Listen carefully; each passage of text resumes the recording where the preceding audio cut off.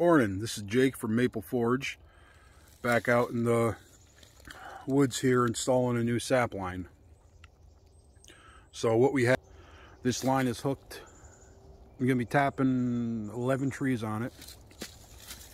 So on the end, you know, you loop your line around the tree. This is all 3/16 tubing. It's going to be gravity tubing. I don't have a pump on it yet. So on each end of the tubing here, the way I'm hooking it up, you've got an end plug with a hook on it that lets you, fasten the line, and you want this tight. All right, I'm going to show you the other end of it. So like I say, I have this hooked, wrapped around 11 trees. I'll get 11 taps in this line. Okay. Now at the other end, I already have an NT installed. What the NT does, that's going to be where your first tap goes into. Okay. So this is an end T. Again, this is the other end of the line with a hook. So what this does, it allows sap from your first tap in the tree into your tubing. Okay.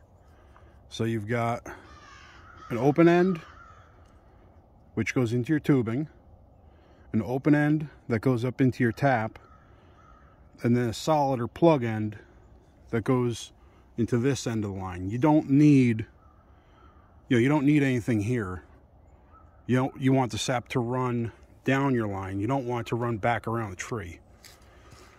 Also, this helps with, it also helps because of the fact that squirrels and chipmunks like to chew on your tubing, and a lot of it happens here on the tree.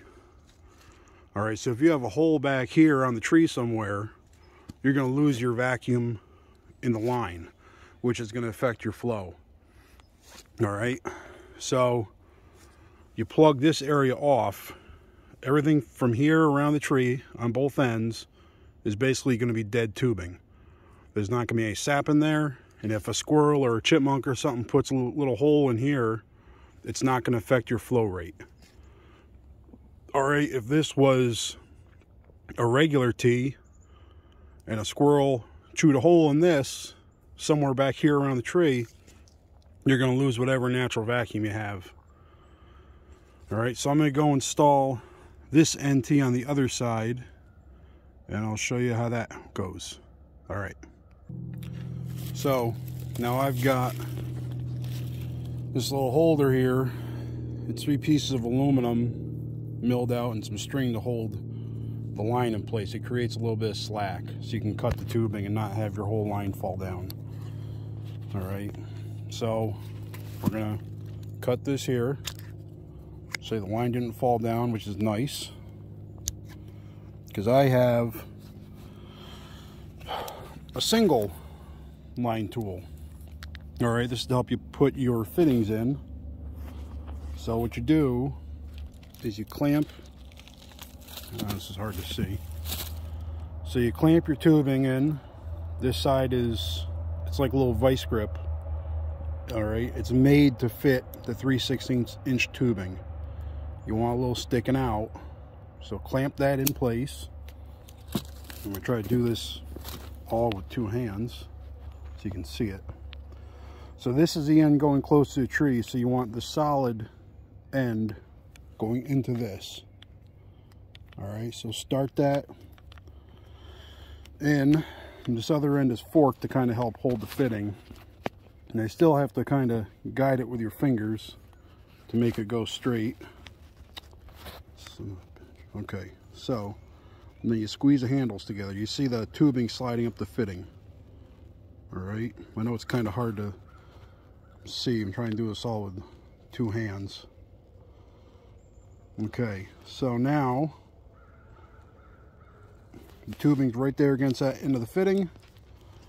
Open up your vice grip end. So they say the dead end of the tubing is going towards the tree. The open end now goes into the other side. So you just reverse it. And they make other versions of this tool with 2 clamps. It all just comes down to how much money you want to spend. You can spend a lot of money in doing maple syrup, or you can spend a little bit less. But either way, you're spending money. So again, you want to kind of get that started. I really should have brought the tripod out here. So get this started in. Come on.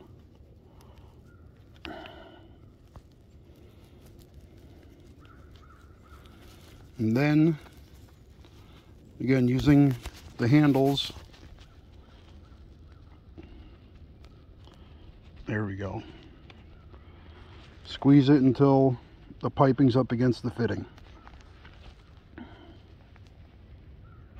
All right, undo the vice grip end, and there you go. Okay, so now the tap from the tree, the short piece of line is going to here, and I'll show you that a little bit later. All right, bye.